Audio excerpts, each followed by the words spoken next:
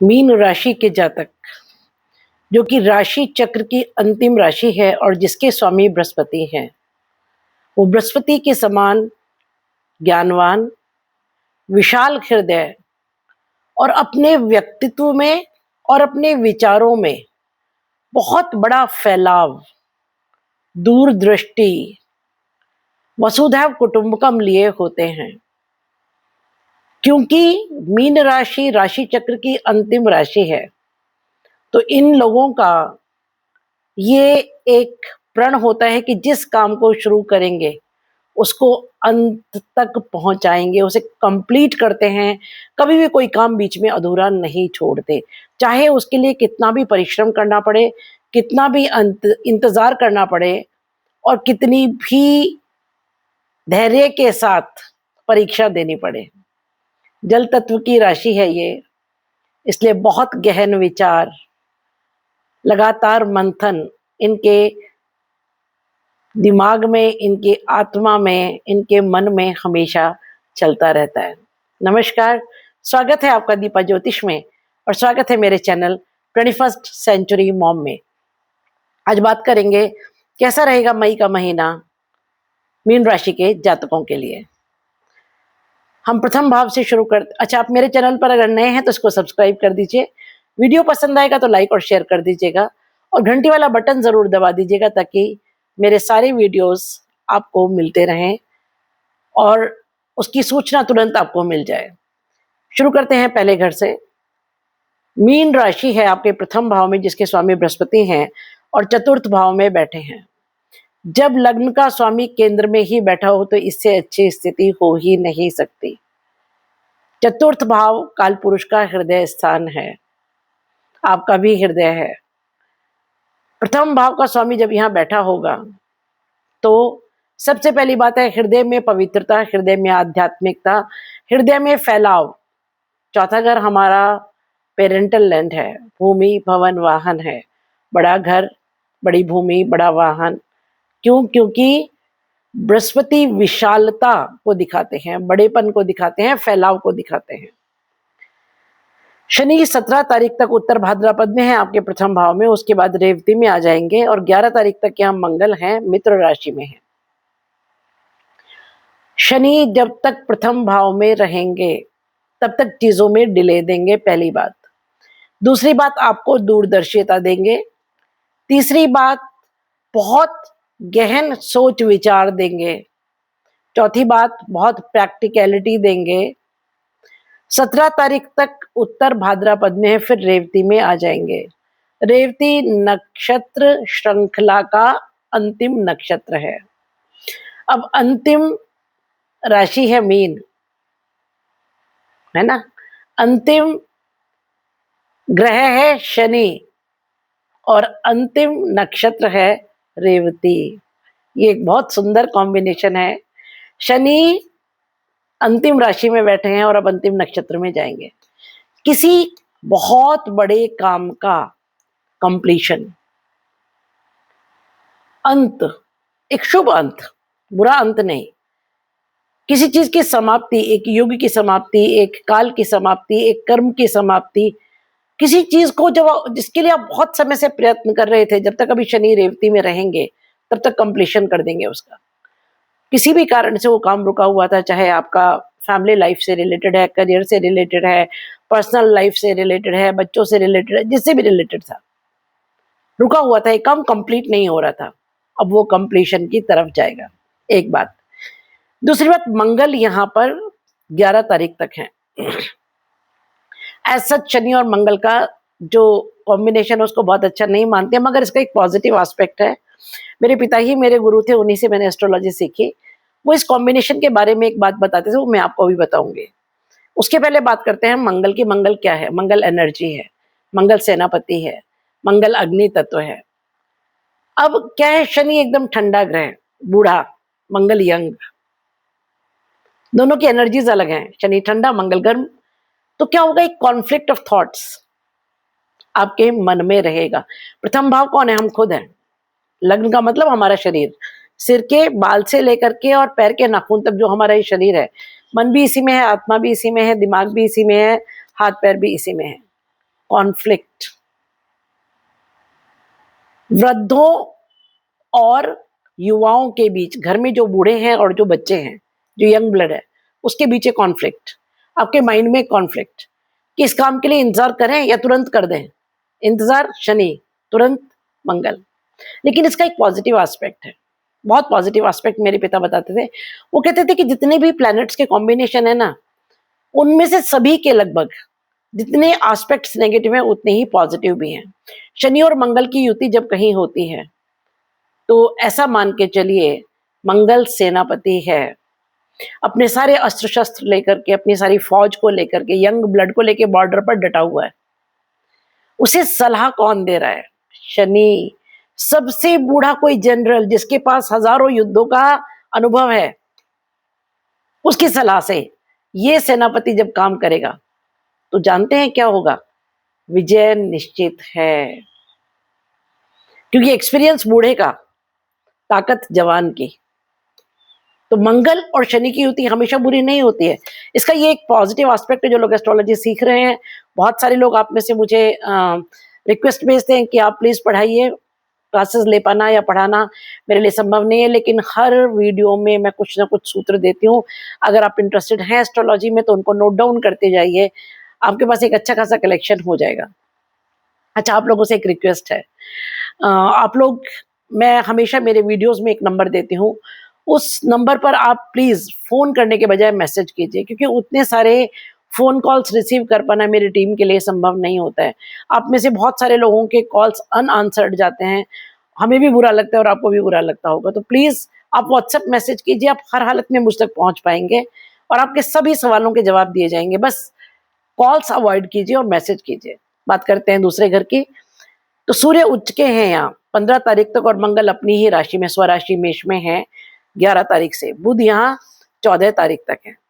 सूर्य और मंगल दोनों अग्नि ग्रह दूसरे घर में, एनर्जी, स्पीड, डोमिनेंस। अब क्या होगा कि जब दो अग्नि ग्रह इस घर में होंगे, बुध का भी डिस्कशन करूंगी, अभी मंगल और बुध आपस में अच्छा संबंध नहीं रखते हैं, उस पर भी आऊंगी। फिलहाल बात करते हैं सूर्य और मंगल की। तो जो एक स्वराशि दूसरा उच्च का, दो अग्नि ग्रह दूसरे घर में होंगे तो क्या होगा? दूसरा घर कुटुंब है, वाणी है, खान पान है और धन का संचय है। सारा धन संचय होकर के कहाँ जाता है बताइए? राजा के खजाने में। राजा और सेनापति जब दोनों सेकंड हाउस में बैठे हैं, धन के संचय के घर में बैठे हैं, तो जो खर्चा होगा वो कहां पर होगा? सेनापति कहेगा सेना पर खर्च कीजिए, है ना? लेकिन उसके बावजूद दोनों जानते हैं कि, क्योंकि वैसे भी शत्रु घर का स्वामी है सूर्य आपका, है ना? और मंगल तो सेकंड हाउस का स्वामी होकर के सेकंड हाउस में बैठा है इस समय। तो शत्रुओं के नाश पर इस समय आपका धन और एनर्जी खर्च होगी। दूसरी बात, कुटुंब को इस समय आप एकीकृत करेंगे, यूनाइट करेंगे।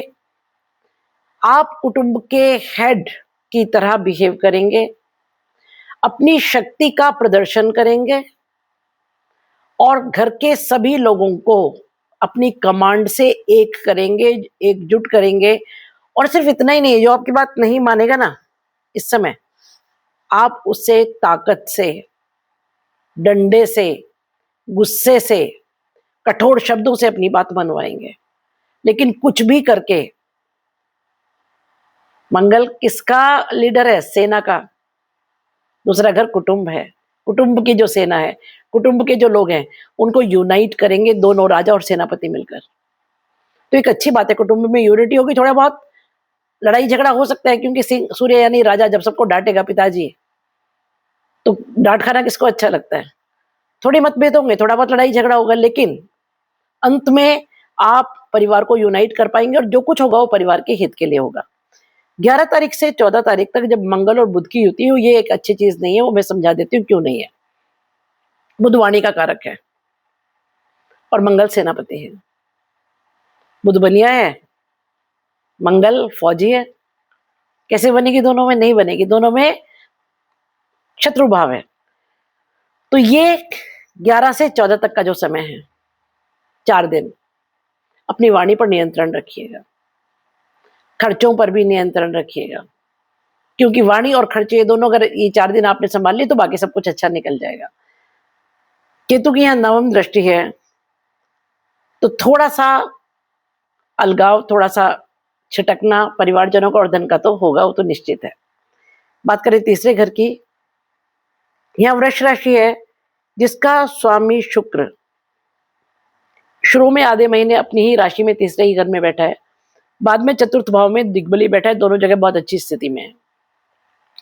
शुक्र जब तीसरे घर में होगा तो पूर्ण दृष्टि भाग्य भाव पर, गजब चीज, भाग्य विशेष साथ देगा, लेकिन देगा आपके पराक्रम से ही। सूर्य 15 तारीख से यहाँ पर है और शुक्र 14 तक यहाँ स्वराशि में, 14 के बाद शुक्र अपना चौथे घर में आ जाएगा। बुध यहाँ 14 तारीख से होगा तो बुधादित्य होगा तीसरे घर में। तीसरा घर पराक्रम, छोटे बहन भाई, छोटी यात्राएं, हमारी हॉबीज और हमारी फिजिकल एबिलिटीज। सूर्य और बुध जब यहाँ होंगे तो वेल मैनेज्ड वाणी, वेल मैनेज्ड यात्राएं, वेल मैनेज्ड पराक्रम और उसका पूर्ण लाभ आपको मिलेगा, क्योंकि दोनों की दृष्टि भाग्य भाव पर होगी। अपनी मेहनत से आप अपना भाग्योदय खुद करेंगे। बात करें चौथे घर की, अच्छा शनि की तीसरी दृष्टि यहाँ पर रहेगी। शनि की तीसरी दृष्टि कठोर होती है, तो ये जो आप मेहनत करेंगे ना, ये इजी नहीं होगा, आसान नहीं होंगे ये अचीवमेंट्स आपके लिए। थोड़ा सा हार्डवर्क, थोड़ी सी हर्डल्स आएंगे, मगर उससे परेशान होने की जरूरत नहीं है, वो किसी भी हालत में आपके सक्सेस को रोकेगा नहीं। बात करें चौथे घर की, तो यहाँ बृहस्पति पुनर्वसु में मार्गी, उदित और अतिचारी, वेरी ब्यूटीफुल थिंग। चौथा भाव कलपुरुष का हृदय और आपके लग्न का स्वामी बृहस्पति।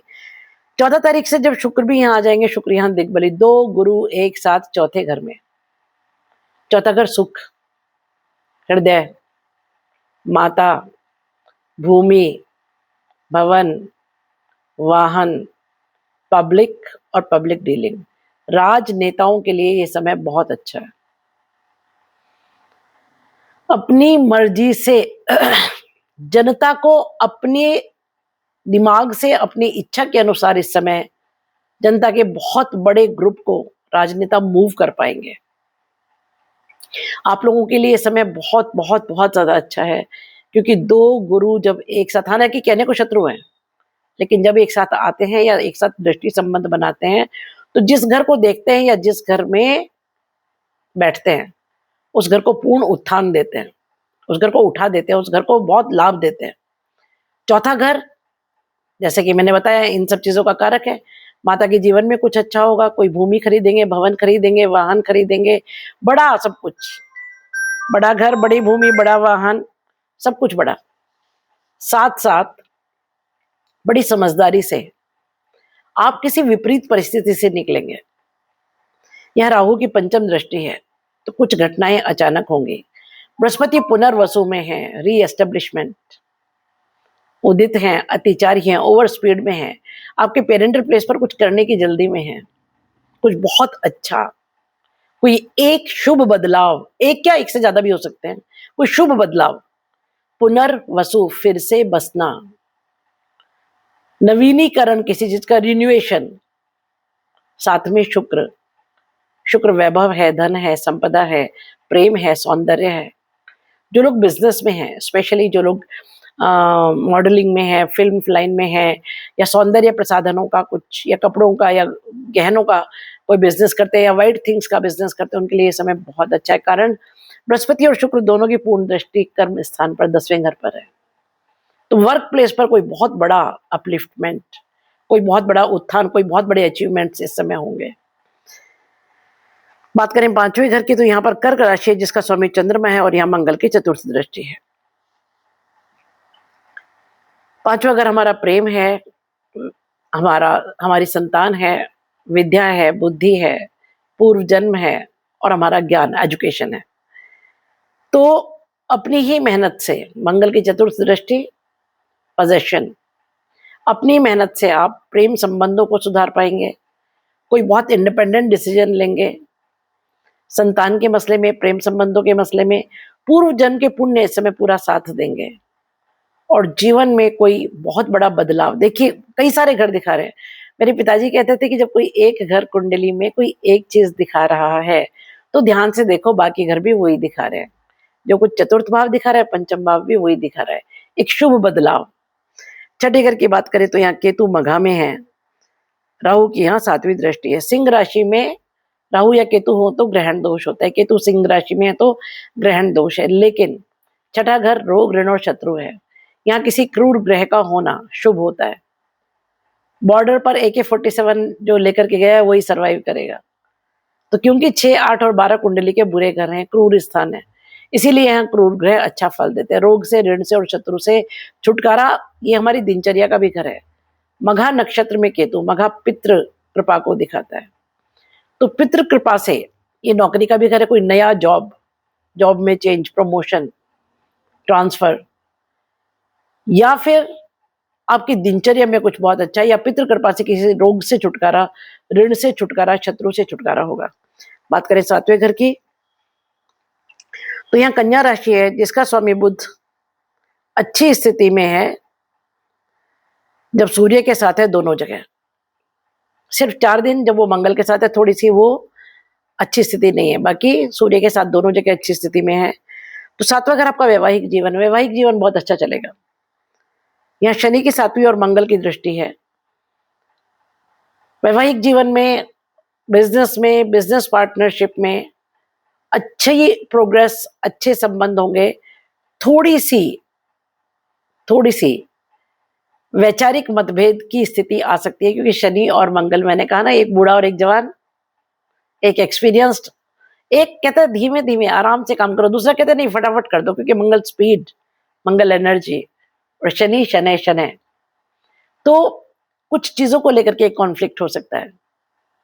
आप जल्दी से कोई काम करना चाहते हैं, आपका पार्टनर जल्दी से करना चाहता है, एक इंतजार करने के लिए कहेगा, दूसरा उसको जल्दी करना चाहेगा। बात करें आपके 8वें घर की, तो 8वें घर में तुला राशि है जिसका स्वामी शुक्र दोनों जगह अच्छी स्थिति में। जब तीसरे घर में है तो अपनी खुद की राशि में वृष में बैठा है, जब चौथे घर में है तो दिग्बली है, दोनों जगह अच्छी स्थिति में है। 8वां घर ससुराल है, 8वां घर ट्रांसफॉर्मेशन है, 8वां घर वो धन है जो हमने कमाया नहीं है, 8वां घर गूढ़ रहस्य है। 8वें घर से हम आयु और मृत्यु का विचार करते हैं। यहाँ पर मंगल की 7वीं दृष्टि है, बृहस्पति की 5वीं दृष्टि है, सूर्य की दृष्टि है, बुध की दृष्टि है और राहु की 9वीं दृष्टि है। बहुत रिच है 8वां घर इस समय। कोई बहुत बहुत बहुत बड़ा ट्रांसफॉर्मेशन लाइफ में होने वाला है। देखिए चौथा घर भी वही दिखा रहा है, 5वां घर भी वही दिखा रहा है, और 8वां घर तो बहुत स्ट्रांगली दिखा रहा है। 8वां घर खुद में ट्रांसफॉर्मेशन है, हाउस ऑफ ट्रांसफॉर्मेशन, और राहु ट्रांसफॉर्मेशन है ना। उसके अलावा जो ये सारी दृष्टियां हैं, कोई बहुत बहुत बहुत बड़ा ट्रांसफॉर्मेशन। दूसरी बात, 8वां घर सडन चीजों को दिखाता है, राहु सडन को दिखाता है। वो भी तब जब राहु शतभिषा में है। शतभिषा का मतलब 100 डॉक्टर्स की हीलिंग। बृहस्पति की दृष्टि तब है जब बृहस्पति पुनर्वसु में है, रीएस्टेब्लिशमेंट। सूर्य और बुध एक साथ मिलकर के इस घर को देखेंगे, मंगल देखेगा, तो क्या होगा कि बहुत एनर्जी आएगी आप में। और ये जो एनर्जी है ना, ये डिवाइन कृपा से, ये दैवीय कृपा से आएगी, पितृ कृपा से आएगी, क्योंकि 8वां घर हमारे पितरों को दिखाता है। आपके फोरफादर्स, नाना की साइड के या दादा की साइड के जो अभी स्वर्ग में हैं, उन सब की जो विशेष कृपा आप पर होगी, उससे जीवन में कोई बहुत बड़ा शुभ बदलाव, इतना बड़ा बदलाव जिसमें आपका खुद का कंट्रीब्यूशन बहुत ज्यादा नहीं होगा। आप अचंभित होंगे कि ये कैसे हो गया। लिखिएगा जरूर प्लीज, क्योंकि ये एक बहुत विशेष स्थिति है। 8वां घर उन गेन्स को दिखाता है जो हमने खुद नहीं कमाया, इस जन्म में जो धन हमने नहीं कमाया, जो यश इस जन्म में हमने नहीं कमाया, कुछ भी ऐसा जो हमने खुद नहीं कमाया है। इसलिए इसको रिसर्च का मतलब है फिर से ढूंढना, उसको आपने क्रिएट नहीं किया है। रिसर्च का मतलब क्या है, जो ऑलरेडी एग्जिस्ट करता है, आप उसको सिर्फ ढूंढ रहे हैं, फिर से ढूंढ रहे हैं। ये सट्टा, लॉटरी, गिफ्ट, अचानक धन, गड़ा हुआ धन, ये किसी ऐसे अचानक धन की प्राप्ति दिखाता है जो कंप्लीटली अनएक्सपेक्टेड है। बात करें नवे भाव की तो वृश्चिक राशि यहाँ पर है, जिसका मंगल अपनी ही राशि पर दृष्टि डालेगा दूसरे घर में बैठकर। 8वीं दृष्टि उसकी अपने घर पर होगी। 11 मई से होगी ये दृष्टि। सूर्य, शुक्र और बुध की दृष्टि भी यहाँ पर होगी। जब कोई ग्रह किसी दूसरी जगह बैठकर अपने खुद के घर को देखता है तो ऐसा समझ लीजिए, जहां बैठता है वहां 10% फल, जहां देखता है वहां 90% फल देता है। मंगल जब अपने ही घर को देखेगा तो भाग्योदय। सूर्य और मंगल, दो अग्नि ग्रह एक साथ एनर्जाइज करेंगे इस घर को। 14 तारीख तक यहाँ शुक्र की दृष्टि है, संजीवनी दृष्टि, मृत संजीवनी दृष्टि जिसके पास है वो शुक्र अकेला ग्रह है। मृत संजीवनी का अर्थ समझिए, जो मरे हुए को जिंदा कर दे। कुछ ऐसी चीजें जिनकी आपने उम्मीद छोड़ दी थी, आपको लगता था अब तो ये किसी भी हालत में नहीं होंगे, वो अचानक दैव कृपा से या पितृ कृपा से वो चीजें घटित हो जाएंगी। मई का महीना मुझे मीन वालों के लिए बहुत शुभ और बहुत अच्छा दिख रहा है। बात करें 10वें घर की तो यहाँ धनु राशि है, जिसका स्वामी बृहस्पति सामने बैठकर पूर्ण दृष्टि से अपने घर को देख रहा है। फिर वही बात आ गई, मेरे पिता कहते थे जब कोई ग्रह एक जगह बैठकर पूर्ण दृष्टि से अपने घर को देखे, 100 रुपया कमाए, 10 रुपया खुद रखा और 90 अपने घर भेज दिया। तो जहां दृष्टियां होती हैं, वैदिक एस्ट्रोलॉजी में दृष्टियां बहुत इंपॉर्टेंट है। तो क्या होगा कि जब यहाँ बृहस्पति की दृष्टि, शुक्र की दृष्टि, शनि की दृष्टि और केतु की दृष्टि पड़ेगी तो वर्क प्लेस पर कोई बहुत बहुत बहुत बड़ा अचीवमेंट, बहुत बड़ा अपलिफ्टमेंट, कोई बहुत बड़ी प्राप्ति, कोई ऐसे काम जो पाइपलाइन में थे, हो नहीं पा रहे थे, आप बहुत समय से इंतजार कर रहे थे, कोशिश कर रहे थे, लेकिन उन कामों को कर नहीं पा रहे थे, वो अब संभव होंगे। बात करें 11वें भाव की तो यह मकर राशि है, जिसका स्वामी शनि लग्न में बैठा है। 11वां भाव लाभ और इच्छा पूर्ति, लग्न हम खुद, यानी कि अपने लाभ और इच्छा पूर्ति के लिए मेहनत तो आपको खुद करनी पड़ेगी। ये वाला महीना हालांकि ऐसा है जब देव कृपा और पितृ कृपा बहुत हद तक चीजों को आगे लेकर के जाएगी, बहुत हद तक ले जाएगी आगे, विशेष कृपा इस समय। और आपको एहसास भी होगा उस बात का, क्योंकि वैसे भी जिसका लग्न का स्वामी बृहस्पति हो, उनके इंट्यूशंस बहुत स्ट्रांग होते हैं। धनु वालों के और मीन वालों के, क्योंकि दोनों का लग्न का स्वामी बृहस्पति, इंट्यूशंस बहुत स्ट्रांग होते हैं। तो होने वाली घटनाओं का, भविष्य में होने वाली घटनाओं का पूर्वाभास आपको पहले से हो जाता है। कमेंट कीजिएगा प्लीज, बताइएगा ऐसा है कि नहीं है, क्योंकि बृहस्पति ज्ञान है, बृहस्पति आध्यात्मिकता है, बृहस्पति हमारे पूर्व जन्म में कमाया हुआ सात्विक ज्ञान है।